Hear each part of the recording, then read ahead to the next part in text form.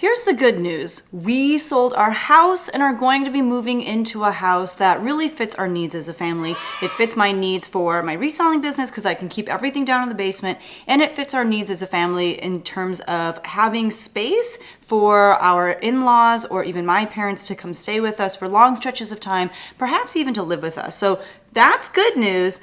The bad news is I have so much stuff just for my reselling business that we're gonna have to pack up and take with us on the move, including my death pile. Unlisted inventory that is just sitting there waiting to make money, but cannot make me money until I photograph those items, list those items, and get them up for sale. So in today's video, we are going to be talking about how I plan on tackling my death pile, and hopefully these tips help you as you look at your death pile, because don't lie to me, you've got a death pile too. And towards the end of the video, I'm gonna be sharing with you a really huge tip as far as how we can do this together. So make sure that you stay tuned till the end. Let's go.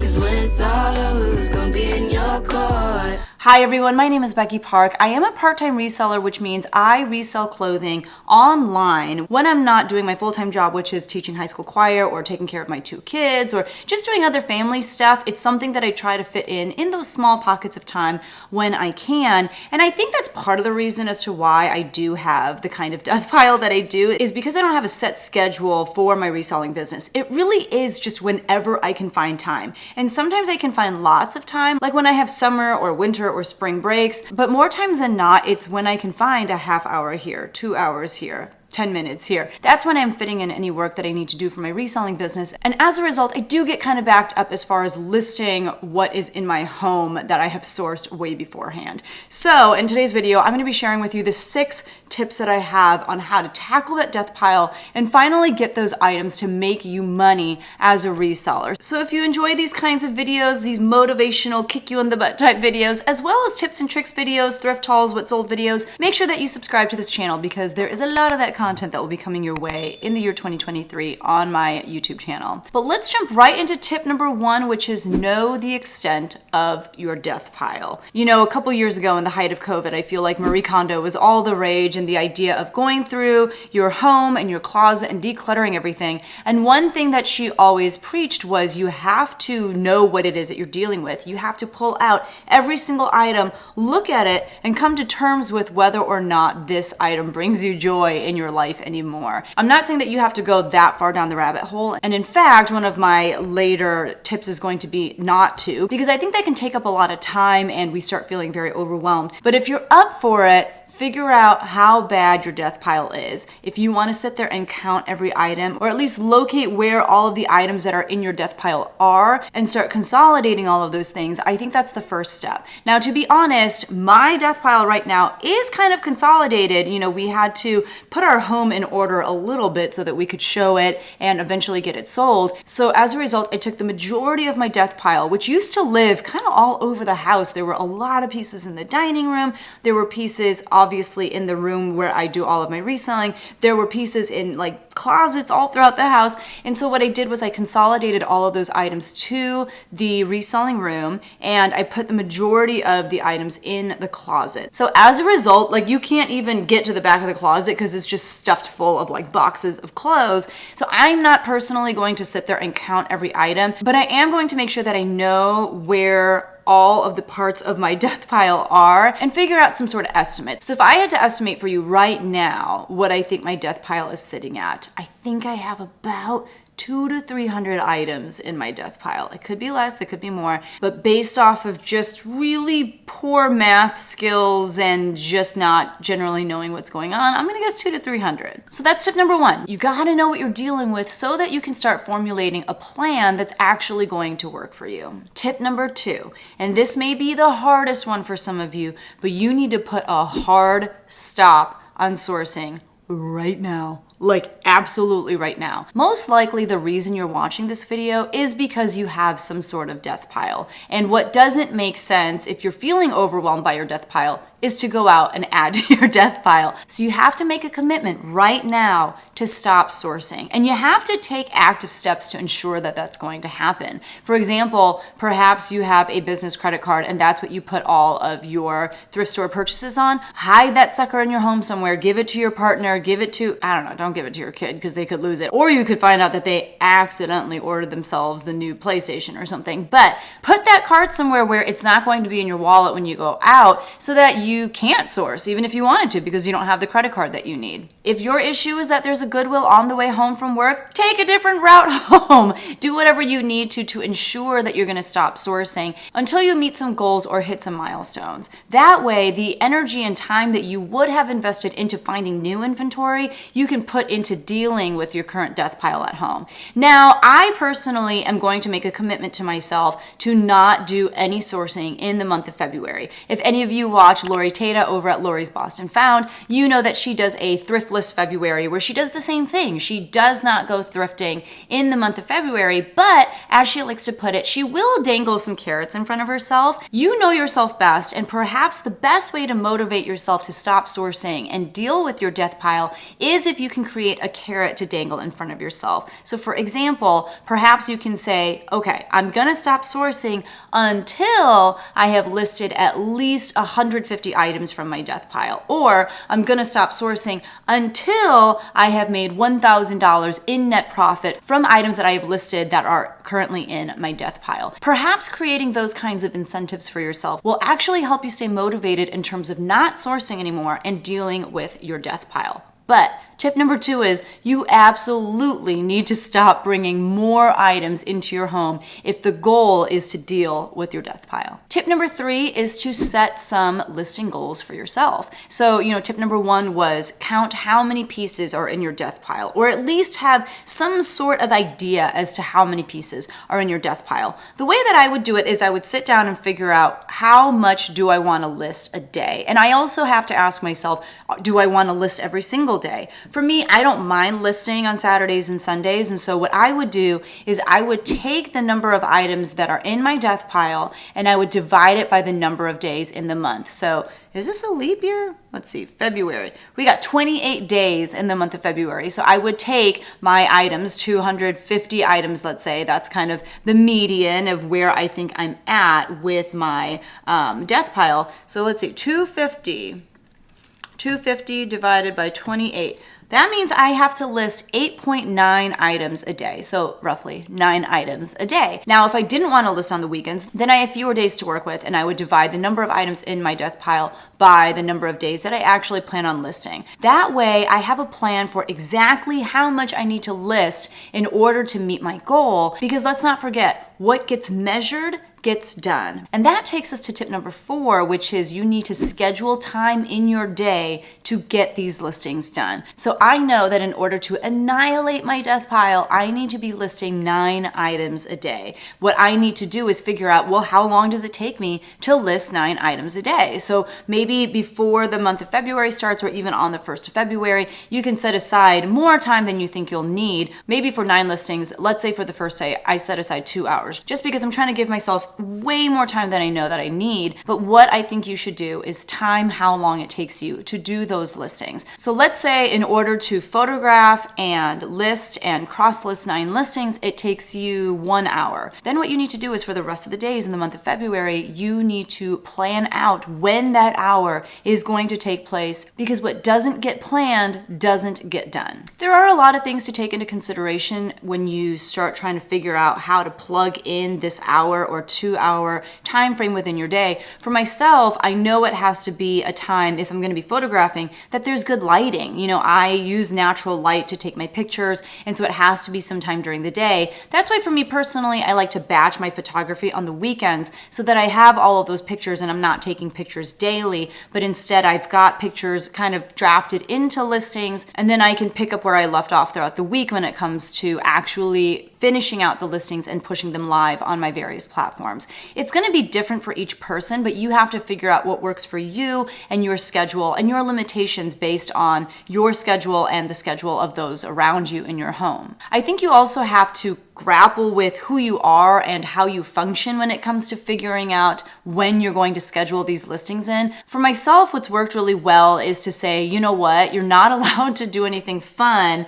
like scroll on Instagram or even watch shows or anything like that until you get your listings done. That kind of forces me to get them done first thing in the morning. I do have time at the end of the day after my kids have gone down to get listings done, but I know myself well enough to know that that is my most unmotivated time of day. And for me to sit at my laptop at that time of day and think about getting 9 listings done, it just sounds like pure torture. And so you have to know when you are feeling the most motivated and schedule your listing block during that time of the day. And then finally, when you sit down to list, you want to make sure that you turn off all distractions. You want to make sure that there's nothing that takes you away from the task of listing so that you can get your listings done as efficiently and quickly as possible. So put your phone on Do Not Disturb, close your door, tell your kids not to bother you for the next hour or so unless it's an emergency. Get those listings done so that you can get back to the rest of your life as quickly as possible. Tip number 5, and this is probably my favorite tip of all and the one that I'm most excited to share with you, and that tip is accountability. Find people who are going to keep you accountable to meeting your goals, people who are going to encourage you,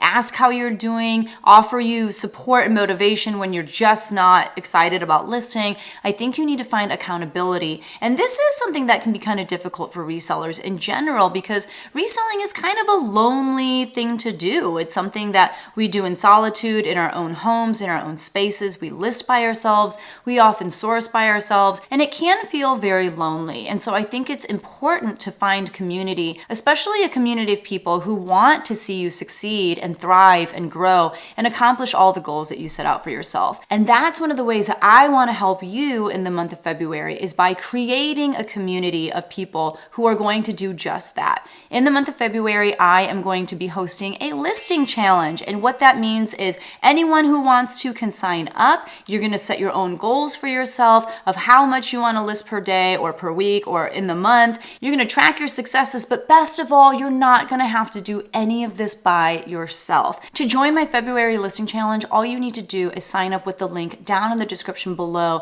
and that will give you more information on how to access the Facebook group for people who are in the same boat as you. And just so you know, if you join my listing challenge, I think it was like 3 or 4 years ago, if you are a part of that, it's going to be that same Facebook group, but I'll give you information on how to join the Facebook group, and you'll get weekly emails throughout the month of February on how to stay motivated, tips and tricks on tackling your death pile, and you'll also be entered to win some amazing prizes from companies who I love that are really out here just trying to support resellers. Companies like List Perfectly, companies like Poshmark, and finally, I have been working hard behind the scenes to interview a variety of resellers who I turn to when it comes to trying to stay motivated. These are resellers who are killing it in the field of reselling, who, when I watch their YouTube videos, I walk away from those reselling videos just filled with information and excited about doing all of the mundane reselling tasks because I understand now what it takes in order to be successful as a reseller because I watch their videos. So I've got some great interviews with amazing resellers that I will be uploading to my YouTube channel that will hopefully motivate you in the times that you're feeling bleh.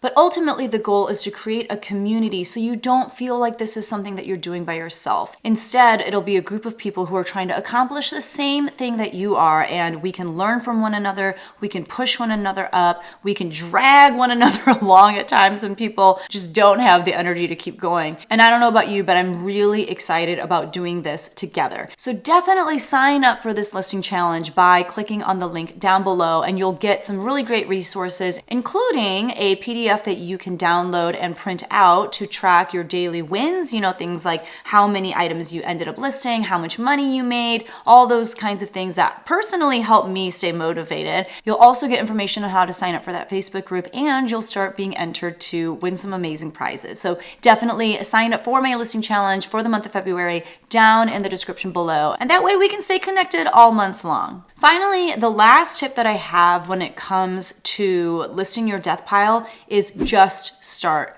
listing. I think that a lot of people get very overwhelmed because they want to organize their death pile first. You know, they recognize there's a lot of stuff in their death pile that maybe they don't even want to take the time to list. Maybe there's stuff in there that they should actually just donate back to the thrift store. Maybe there's stuff in there that they think would be better to take to a consignment store, or items that they actually just want to give away to people. But I think what ends up happening is when you sit down with your death pile and you organize with the mentality of, I'm going to organize this first, you actually don't end up getting very much done at all because you just get super overwhelmed with what's before you. So this is what I would do, and this is what I think will ultimately help you get more done and still get organized at the same time. You know, tip number one was to get all of your inventory in one place and get an idea of how many pieces are in there. If you don't want to actually sit down and count, that's okay. You can just estimate. You probably have a decent idea of how many pieces are in there, so just go off of your estimate. But if you're at the point where your entire death pile is in one spot,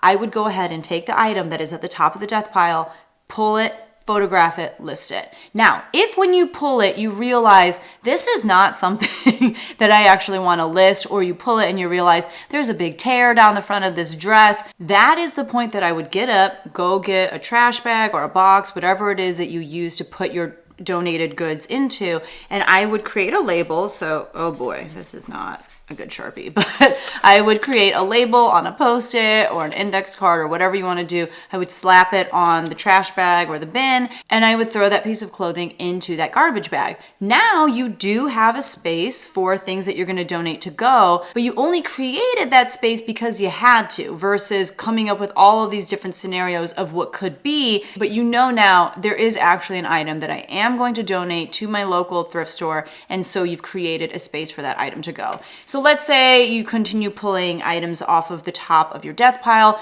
you're photographing, and you come across an item that you're like, I really don't want to list this. I could still make some money off of it though if I took it to a consignment store. You guys are also going to see how bad my handwriting is. So you create another little label to put on a separate box. And now this is the space where you're going to throw everything that you're going to take to a local consignment store. Let's say you keep going, you're pulling items, you're photographing, you're listing, and you come across a stack of stuff from maybe your children at home who, you know, have outgrown some pieces, and you decide, you know, this isn't something that I want to list myself, but I'm actually going to give it to someone in my family, perhaps a niece or a cousin or something like that, because they can make use of these clothes. And that's a better place for all of this clothes to go versus, you know, Goodwill, or versus me taking the time to list that stuff online. By the way, these are all actual scenarios of where items from my death pile end up going.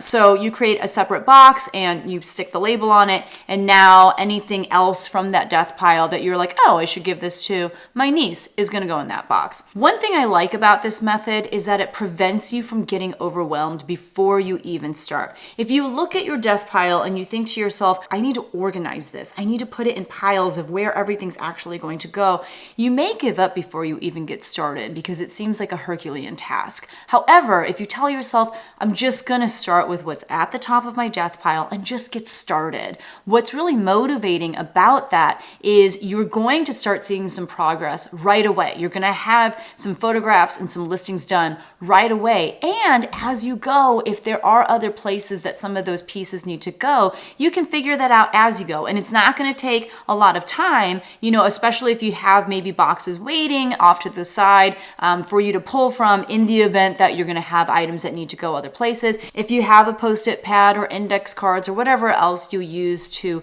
label different trash bags or boxes or bins, if you have those tools readily available nearby, then when the time comes to, you know, put some of the pieces from your death pile in other places, it's going to be easy to do, versus looking at this massive death pile and saying to yourself, I need to know where every single piece from that death pile is going to go right now. The truth is you don't. And the truth is, if you just start listing, if you just do something that helps that pile get smaller, you're going to feel a lot better about yourself. You're going to feel like you actually got something done. And you're going to start moving pieces out of your home, whether it's because you're listing them in there selling, or whether it's because you've got things that you're not going to list and they need to go to Goodwill, they need to go to a family member's home, they need to go to a consignment store. You're going to start moving these pieces out. That death pile is going to get smaller, and you're going to feel good about the fact that you're getting something done when it comes to that death pile. Those are the tips that I'm going to follow when it comes to getting rid of my death pile so that I don't have to take it with me to the new house. Hopefully I can get all of those pieces listed or,